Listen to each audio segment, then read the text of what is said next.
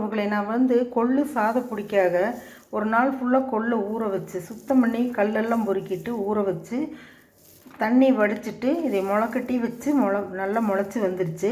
இதை தண்ணி நல்லா வடிச்சிட்டு வெயிலில் காய வச்சு ட்ரையாக எடுத்து வச்சுருக்கேன்.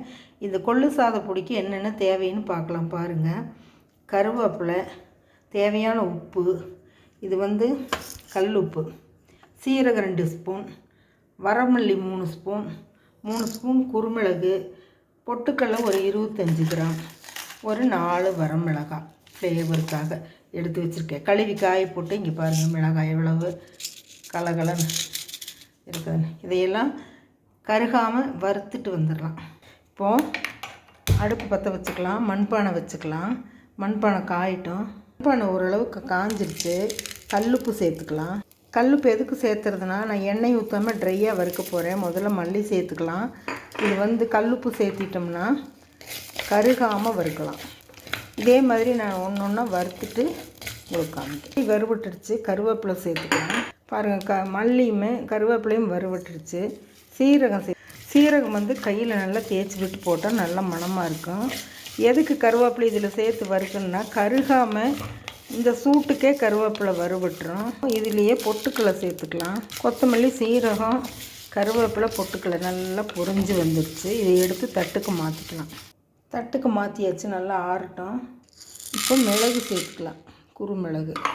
இது நல்லா பொரிஞ்சு வரட்டும். கருகக்கூடாது, கருகிடும்.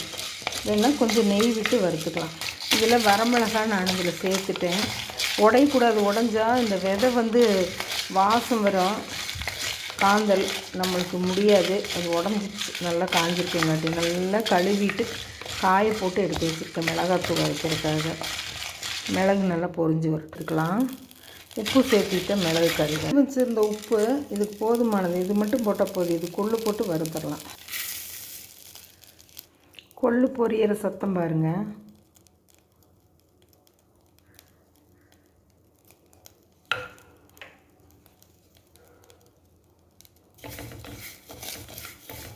எதுவுமே கருகாமல் வறுத்து எடுத்துக்கணும். கொள்ளு முளைக்கட்டி வச்சு அது பச்சையாகவே சாப்பிட்டா அவ்வளோ டேஸ்ட்டாக இருக்குது. அவ்வளோ சுகருக்கு நல்லது உடம்புக்கு. எல்லாத்துக்குமே முளைக்கட்டி வச்சது ரொம்ப நல்லது. பாருங்கள், எல்லாத்தையும் வறுத்து கொட்டியாச்சு. நான் எந்த இடத்துலையுமே ஒரு சொட்டு கூட எண்ணெய் சேர்த்துல. எண்ணெய் சேர்த்தாமல் வறுக்கிறதுக்கு கல் உப்பு நம்மளுக்கு ஹெல்ப் பண்ணும். அதையும் மீறி எண்ணெய் சேர்த்துற மாதிரி ஒரு சுச்சுவேஷன் இருந்தால் நீங்கள் ஒரு ஸ்பூன் நெய் சேர்த்துக்கலாம். கருவேப்பிலை பாருங்கள் எவ்வளோ சவுண்டு வருதுன்னு பாருங்கள். மிளகாய் பாருங்கள். இதெல்லாம் ஆற வச்சு அரைச்சிட்டு வந்துடலாம். பாதி அரைவிட்டோடனே பெருங்காயம் சேர்த்துக்கலாம். முதலே சேர்த்தனா ஒட்டிக்கும். அரைச்சிட்டு வந்துட்டேன். இது கண்ணாடி பாட்டிலில் ஆற வச்சு தான் எடுத்து வைக்கணுங்கிறது இல்லை. இது நல்லா சூடு ஏறாமல் தான் இருக்குது. நம்ம விட்டு கொள்ளு சாதப்பொடி ரெடி ஆயிடுச்சு.